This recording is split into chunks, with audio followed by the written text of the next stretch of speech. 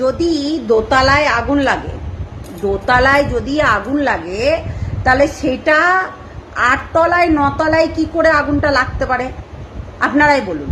কি তার সঙ্গে কি পাখা হয়েছিল নাকি?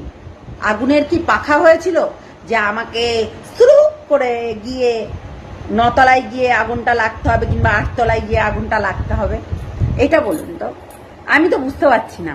যে যদি দোতলায় আগুনটা লাগে, তাহলে ঠিক শুরু করে নিশ্চয় লিফটে উঠে গেল না আগুনটা, তাই তো?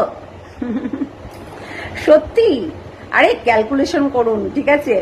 কিন্তু আমি একটা জিনিস জানতে চাইছি যে 45 দিন যে ইভিএম মেশিনগুলোকে রাখার দরকার ছিল, তাহলে সেই 45 দিন ধরে রাখলো না, তাহলে এবার কি হবে পরবর্তীকালে?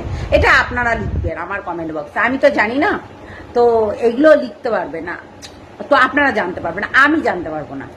তো আমার কাছে ওইগুলো প্রশ্ন লাগছে যে দোতলায় আগুন লাগলো আর 8 তলায় গিয়ে আগুন কি করে চলে গেল? হ্যাঁ, লিফটে নিশ্চয়ই গেল না। তারপর আমি আবার একটা জিনিস ভাবলাম যে 45 দিন রাখতে হবে, 45 দিন রাখতে হবে।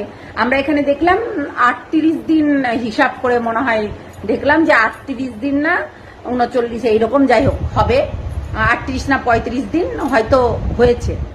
কিন্তু সেটা 45 দিন তো রাখতেই হবে বাধ্যতামূলক। তাহলে এবার কি হবে যখন 45 দিন রাখতেই পারলো না?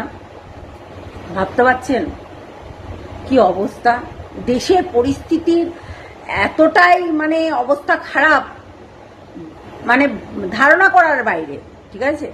ধারণা করার বাইরে।